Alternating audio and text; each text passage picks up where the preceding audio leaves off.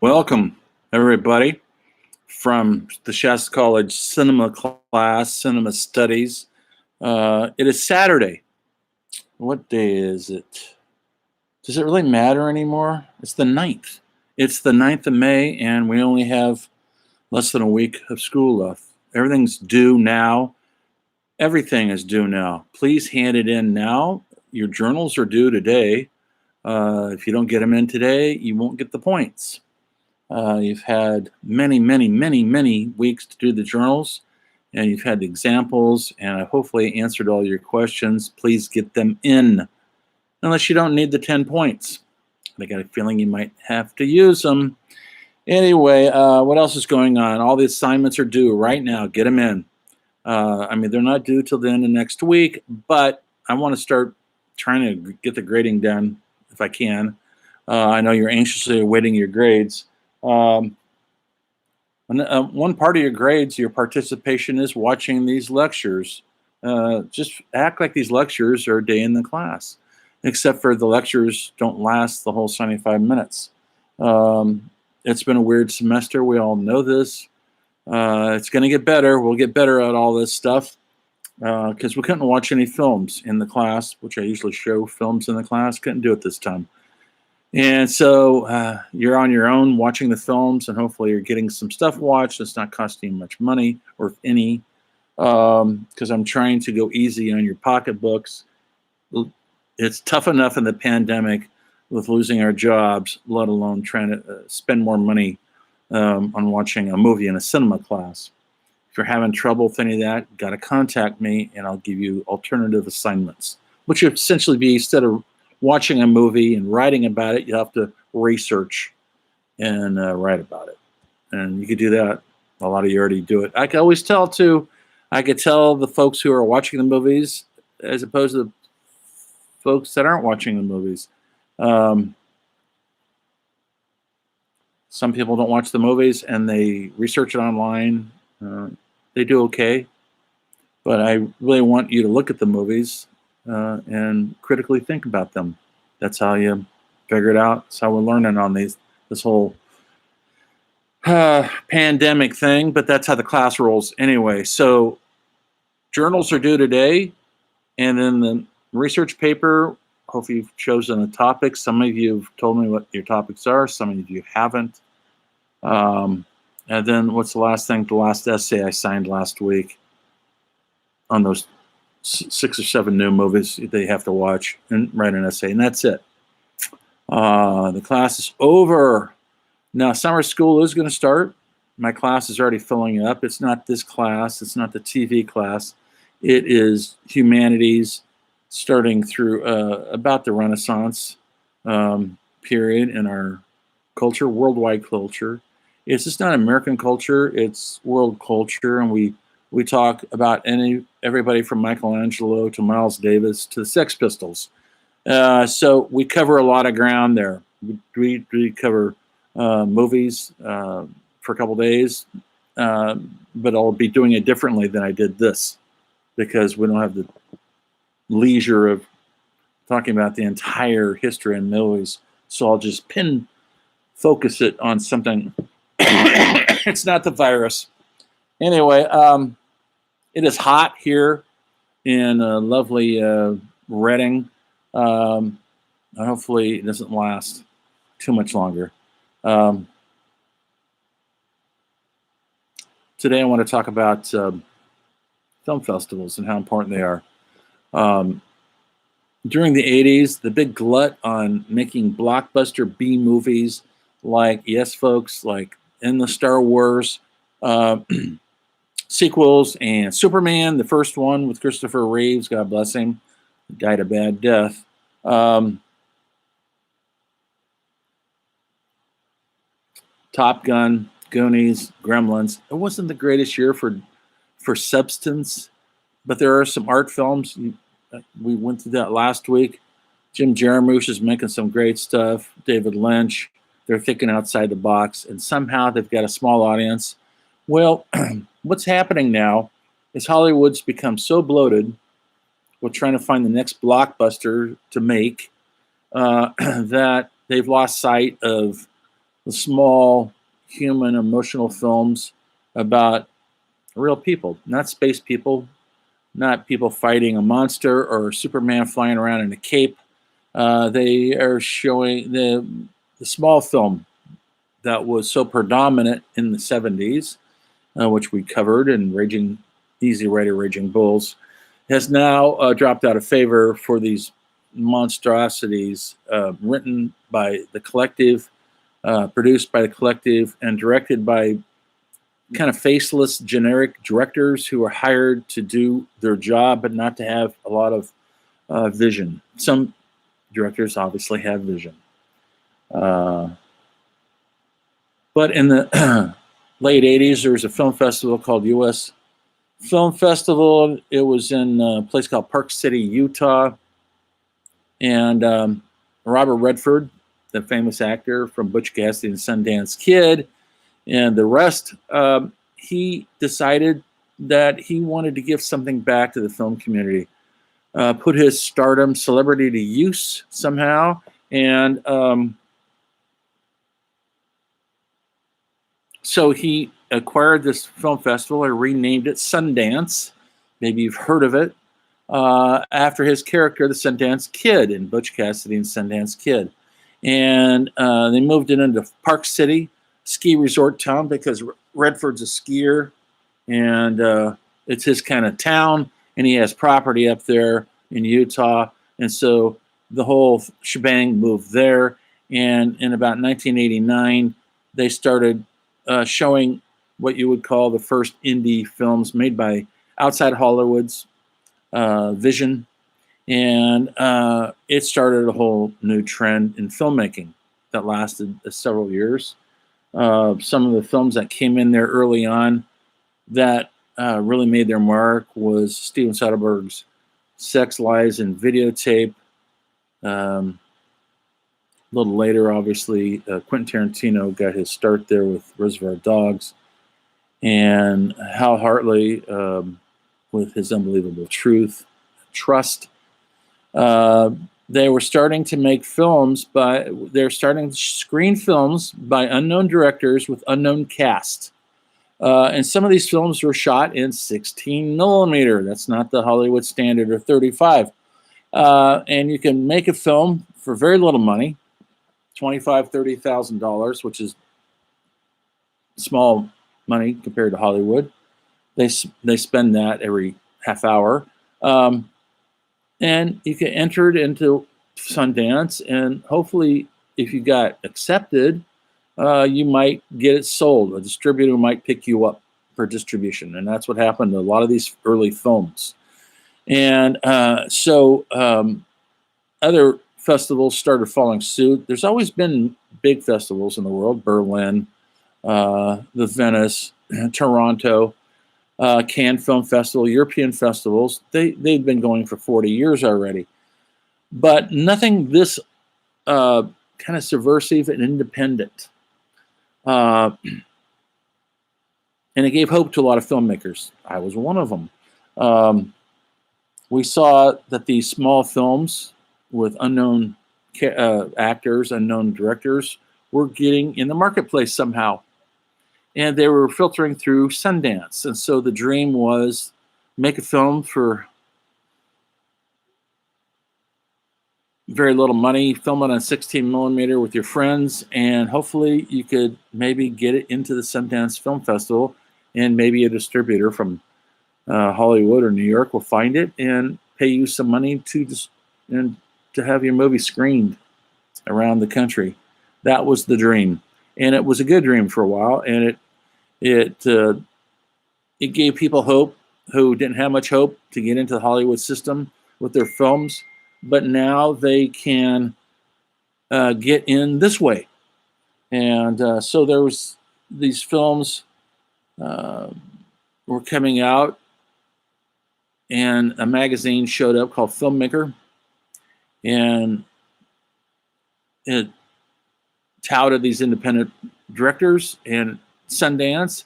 And in one issue, early on issue of Filmmaker, they had a article in there about budgets. We never heard of budgets before. We just thought most filmmakers thought they were out of reach. But this article in this magazine was a game changer because they actually broke down the budgets of 3 or 4 films. If I could think of them all right now, The Laws of Gravity was one made for about $30,000 or so. Another one called The Living End by Greg Araki, which was about 25 grand. And another one, which didn't get in Sundance, was not a Sundance film, but they broke the budget down, called El Mariachi by Robert Rodriguez. He made it for $7,000, folks, and which is kind of a myth, but it's real. Robert Rodriguez was Mexican-American filmmaker going to film school down in Austin, Texas, and his directing teacher said, you should drop out of school because you're never going to be a filmmaker. Aren't professors good like that? And so he went off and made a movie with some money he made through giving his body to scientific and experimentation. He put himself in this program at this hospital.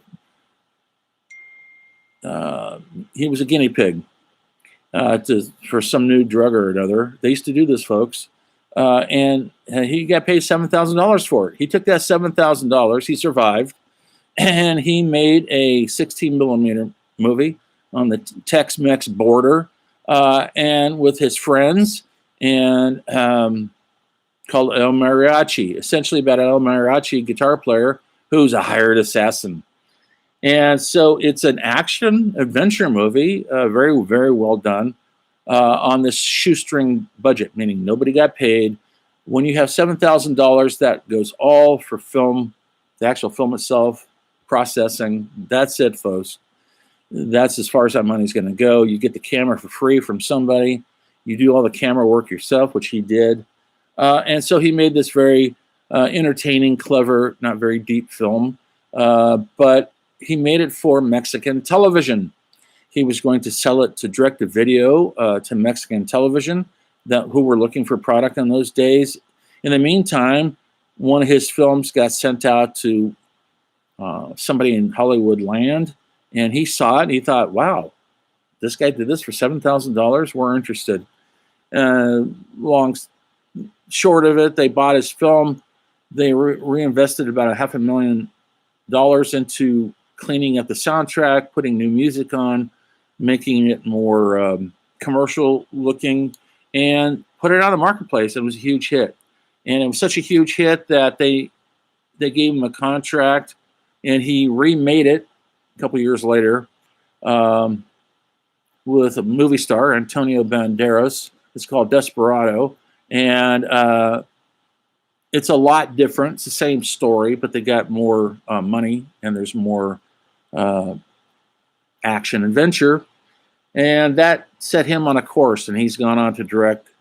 You've probably seen some of his films. I'm trying to think some of them, but he directed Spy Kids. That made him millions of dollars. If you've seen that, he did, I think, 2 episodes of that, or 2 movies with his own kids with Antonio Banderas again.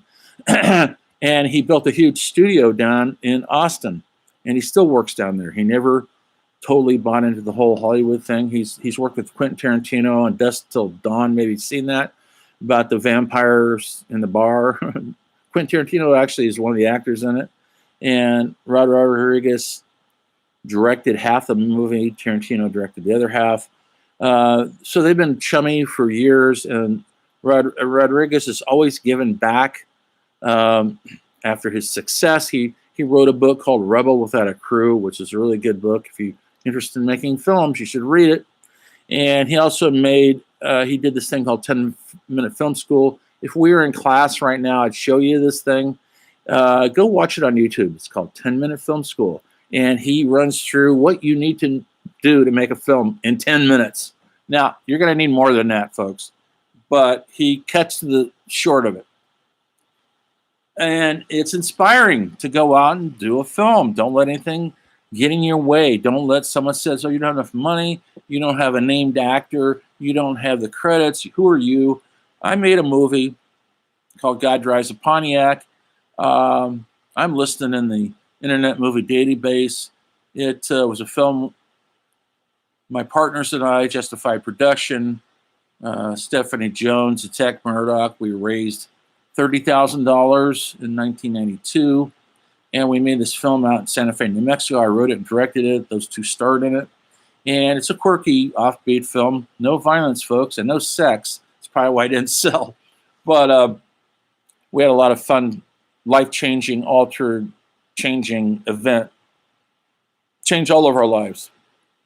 Once you make a film with somebody, it's like being in a very rarefied relationship with that person. You'll never experience that with anybody else. It's like, and not compare it to going to war, but it's almost like people who go to combat in Afghanistan. Only other people who've been there understand it. Well, unless you've been on a film for 6 or 7 weeks, you wouldn't understand it. Anyway, we did the film, and it played around the country. Played New York City, Soho. It played in a bunch of film festivals, second-tier film festivals. We never did get into Sundance. We got into Slam Dance, the Long Island Film Festival, a festival in Seattle, Washington. I think it was Spokane, actually. And my producer partner and I, Stephanie Jones, went to most of these things that we could afford to go to. We came really close to selling it to a distributor, I think they were called Grey Cat. But he'd already paid for 3 films, and that's all his budget called for. But he was that close to, distributing our film. He thought it was worthy, but quirky. And yeah, it's quirky. And we came really close to getting into the Rotterdam Film Festival, where they're going to fly us over. We didn't make it, so we didn't get flown to Rotterdam, Europe. But it played around the country, and we got to see it different places. In Park City, where Sundance is, because that's where Slam Dance was. That's the film festival we got into. Once-in-a-lifetime event. Now, because I'm kind of no offense, people, I'm not the most optimistic person. People have been accusing me of having a negative attitude, and I just call it a realistic attitude. I never thought it was going to break out. I never thought, literally, in my heart of hearts, I was going to get a career out of it, because I always doubt everything. That's just how I roll, folks. Sorry. Anyway, but we had the time of our lives, and we're still connected. We went on to make a couple of, try to make another movie called Jesus Chrysler that never got finished. And then I made a couple other films with one of my partners, Tech Murdoch, who ended up killing himself. But we did some films together, and we filmed a rock band together, Scary Elvis. And anyway, I'm still working on a film. I'm working on a film called The Redeemers right now, and one of my partners from God Drives a Pontiac is hopefully going to come on board as an actor. So we'll see what happens there. Anyway, it's hard to do it with the pandemic. And now we'll just shoot everything on an iPhone for nothing and stick it up on Vimeo, and that'll be our big premiere. Anyway, so this magazine and these festivals gave us hope that, we don't have to have friends that are Hollywood celebrities. We could actually make a movie with our friends and maybe get an audience going. And so that was exciting. The other films that were happening in those days, Quentin Tarantino's Reservoir Dogs changed everything, but that was really a big budgeted movie compared to what most people had in those days. I think they had $1 million, and he had stars in it, people like Harvey Keitel, Tim Roth. So there was this huge buzz about that film because of those people involved. They got involved because Harvey Keitel was in a workshop, and he workshopped the script, and he loved it. And once he signed on to it, these other actors want to work with Harvey, and Tarantino got to make, which I think is his best movie. I've lost faith in Tarantino. I just saw I've seen them all. Saw the last one. I just think they're rather immature. Anyway, that's okay. He's rich and famous, and so am I.